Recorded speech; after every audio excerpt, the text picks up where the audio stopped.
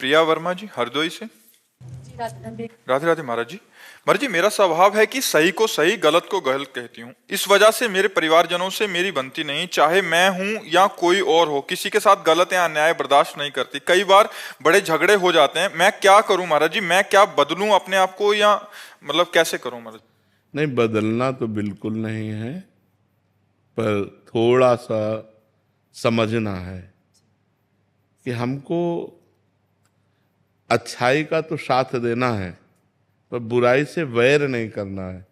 वैर करना और उदासीन होना अंतर होता है। उदासीन का मतलब होता है निरपेक्ष हो जाना। हम आपसे न मित्रता रखेंगे न शत्रुता रखेंगे। अगर हम वैर करते हैं तो वो गलत था बुराई करके, और हम गलत हो गए वैर करके। बात तो एक ही हो गई ना। वो बुराई कर रहा है और हम बुराई का वैर कर रहे हैं, तो हम भी तो बुरे हो रहे हैं। हमारे अंदर भी तो गलत बात आ रही है। हम झगड़ा किए ना, हम मान लो लड़ाई किए ना, तो ये गलत बात है ना। हमको उपेक्षा कर देनी चाहिए। उसे कहते हैं शास्त्रीय शब्दों में उदासीनता। उदासीनता न मित्रता और न शत्रुता। आपका आचरण है, आप जानिए। बस बहुत कम लोग ऐसे होते हैं जो अच्छाई से चलते हैं, अच्छाई का साथ देते हैं। पर बुराई का त्याग करना है, पर बुराई से झगड़ा नहीं करना। यदि हमने बुराई से झगड़ा किया तो वो बुराई में स्थित है, हम झगड़े में स्थित है। बात तो एक ही हो गई। एक आदमी बुरा कर रहा है और एक आदमी बुरा उसको कह रहा है, तो समय तो दोनों का उसी बुराई में जा रहा है ना। तो अंतर क्या पड़ा? अंतर ये है, यदि हम में सामर्थ्य हो तो हम अपने प्यार के बल से, अपने धर्म के बल से उसकी बुराई दूर कर सके, ना कि बुराई का वैर करें। वैर करना बुराई की निवृत्ति नहीं होगी और बुराई को बढ़ोतरी होगी। जब हम बुरे आदमी से वैर करते हैं तो और बुरा बन जाता है वो। और जब हम बुराई को प्यार दें, बुराई को सहन करें, तो ये सहनशीलता उसकी बुराई को नष्ट कर देगी। ये अध्यात्म है। जैसे एक बार एक नाथ स्वामी गंगा स्नान करके आ रहे थे, तो ऊपर गली के एक विधर्मी का उनका मकान था, तो थूक दिया ऊपर। वो फिर गंगा नहाने गए, फिर थूक दिया, फिर नहाने 100 बार थूका।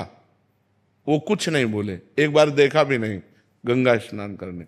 100वीं बार वो आके चरणों में गिर गया, क्योंकि 100 बार थूका और एक बार भी नहीं देखा, एक बार भी गाली नहीं दिया, एक बार भी नहीं बोले। तो आके हाथ जोड़ा और कहा गलती पड़ गई, मुझे क्षमा करो, मैंने 100 बार आपके ऊपर थूका। तो उनका मेरे ऊपर आपकी कृपा हुई। देखो संतों का स्वभाव, अच्छाई का स्वभाव। मेरे ऊपर आपकी कृपा हुई क्योंकि मैं एक दिन में एक बार गंगा नहाता था और आपकी कृपा से 100 बार गंगा नहाया हूं। इसमें अपराध क्या? वो जिंदगी भर के लिए बुराई छोड़ दी। ऐसे गंभीर संत होते हैं।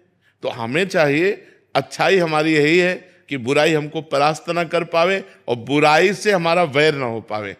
त्याग। महाराज जी, ये कैसे करें? नाम जप। नाम जप करोगे, नाम जप में बहुत सामर्थ्य होती है। जब अपने अंदर साधुता लाएंगे, हम नाम जप करेंगे, तो चाहे स्त्री हो चाहे पुरुष, बराबर भगवान की कृपा सब पर है। तो हमारे ऊपर जब कृपा होगी तो हम ऐसे सहनशील बन जाएंगे। नहीं, वैर करते करते आप देखो, एक शब्द बोली कि अच्छाई छोड़ दूं, कितनी कमजोर हो गई कि आप अच्छाई को छोड़ने के लिए प्रश्न कर दिए। इसलिए अच्छाई छोड़ने वाली चीज नहीं है। आज तो अच्छाई पे लोग चलना नहीं चाहते, पर अच्छाई को अभिमान में ना लाएं, वैर ना करें, भगवान का स्मरण करें और सबको सुख पहुंचाने की चेष्टा करें। यही अच्छाई है।